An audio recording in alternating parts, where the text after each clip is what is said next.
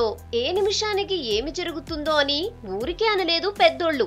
Real life లో కంటే real life లో జరిగే కొన్ని విషయాలు ఫిల్మ్ ఇండస్ట్రీనే ఆశ్చర్యానికి గురి చేస్తున్నాయి. నందమూరి కొడిదల వంశాల మధ్య సినిమా ఇండస్ట్రీలోనే కాదు, రాజకీయంగానూ పోటీ బాగా ఉంటుంది. బయటకు ఇవి ఎలా ఉన్నా వీళ్లు మాత్రం చాలా ఆత్మీయులు, స్నేహితులు. ఈ క్రమంలోనే బాబాయ్ బాలయ్య 100వ సినిమా శాతకర్ణి ముహూర్తానికి చిరంజీవి స్వయంగా హాజరై అభినందనలు చెప్పారు. స్పీచ్ కూడా గట్టిగానే ఇచ్చారు. ఇది మొన్నటికి మొన్న సంచలనం. ఇప్పుడు అబ్బాయి ఎన్టీఆర్ కూడా ఈ రూట్ లో వెళ్తున్నట్లు ఫిల్మ్ ఇండస్ట్రీలో టాక్ నడుస్తోంది.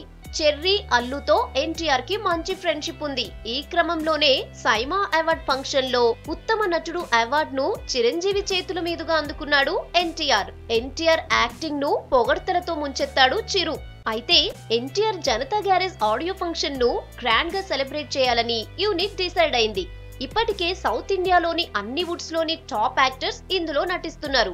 ఆడియోలో హైలైట్ గా చిరంజీవిని చీఫ్ గెస్ట్ గా ఆహ్వానించాలని ఎన్టీఆర్ భావిస్తున్నారట.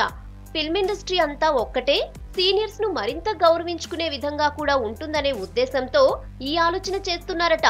ఫిల్మ్ ఇండస్ట్రీలో జరుగుతున్న ఈ ఆసక్తికరమైన చర్చ ఎంతవరకు నిజమవుతుందో చూడాలి.